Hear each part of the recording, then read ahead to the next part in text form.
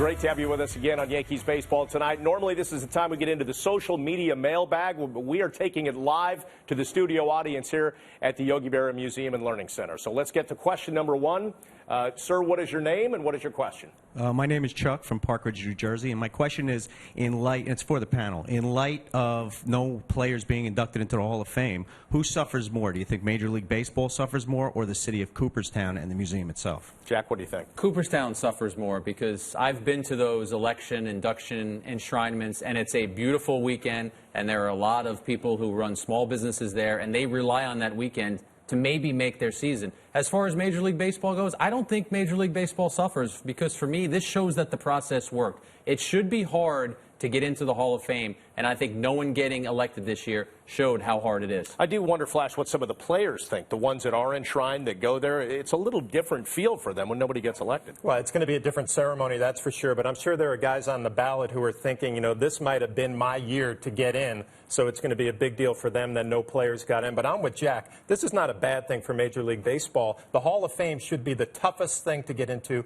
the best of the best. I have no problem with nobody getting in this year. And there's a lot of outrage right now, some of the names that didn't get in, but you look at the amount of time they have and all the times that people can vote for them, a lot of those guys are going to get in, so I don't think it's going to affect Major League Baseball. If you have some of these guys that are holding records that never get in, maybe that'll be an issue, but I don't think that's going to be the case here. I think it's the writers taking it upon themselves to kind of set an example. We're not going to tolerate this steroid thing. You're going to pay for it at least a little bit. Yep. All right, let's get to question number two. Sir, your name and what's your question?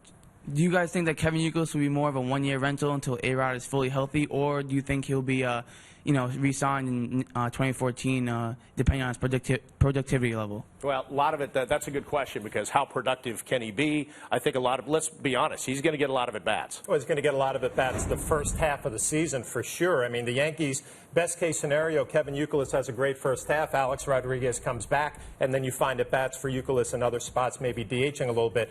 This guy is a great teammate. He's going to fit in perfectly in that clubhouse. My question, how healthy is he? How much does he have left? Yeah, I think the Yankees, Youkilis was the best available third baseman out there for them to have somebody to put at third base while Alex Rodriguez has this surgery and then recovers. And then once Alex gets back, I still think, like you said, Flash, we're going to see Youkilis playing a lot. You may see Alex Rodriguez DH. And I do think that this could be a one-and-done scenario. I mean, the Yankees have talked so much about that $189 million in 2014.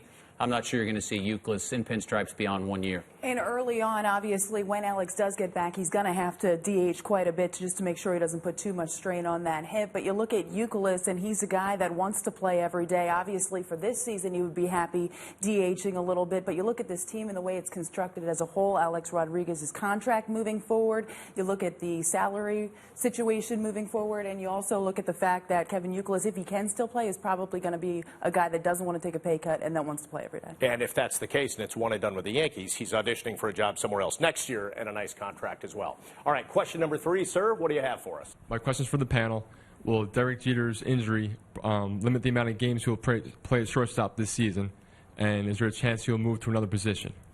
Meredith, I think the first part is a great question because people wonder, what does Jeter have left, especially coming off this injury? Well, I think it'll limit it in the regard that they're going to be extremely careful with him. They're not going to run him out there every day if they don't have to, especially early on in this injury. And look, he hasn't even been on the field yet, so we don't know how long this is going to take to fully heal. He thinks he's going to be ready by opening day, and he'll be the first one to tell you he'll be on the field opening day, but it's one of those things, you look at his age, you look at the injury, and the fact that he's never really suffered anything like that before, and you have to wonder how long it's really going to take him to get back. Joe Girardi has to fight Jeter to keep him out of the lineup, but I tell you what, Girardi's got to win that fight a few times because that's why Eduardo Nunez is on the team. If you want to get the most out of Derek Jeter, especially as Meredith said, coming off this injury, there's nothing wrong with giving him a rest every once in a while. Give Nunez those at-bats. We've talked about it on this show a lot. Nunez needs to get 350, 400 at-bats this year. That's one way to do it. All right, let's get to question number four. Sir, what's your name and what's your question? Bill Grammaticus from Randolph, New Jersey.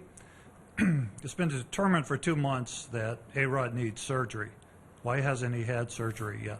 Jack, that's a great question. His doctor has addressed it this week. Yeah, the Yankees talked about that actually soon after news broke that he was going to have the surgery. Alex Rodriguez needed to do some prehab. We all know what rehab is. We hear about it. You have surgery and then you go into rehab. Well, prehab means that he had to get the area around that hip stronger. He had to get some of the inflammation out. This is the same thing the Yankees did with Mariano Rivera after he had his knee injury. So, though while it seems as if they are delaying, they are actually using this time to hopefully buy themselves time post-surgery. All right. And fifth question, sir. What's your question? My name is Gary Comey from Schenectady, New York, and it seems like the Yankees have been pretty inactive during the offseason. I wanted to know why, from John, and also who's the best move so far?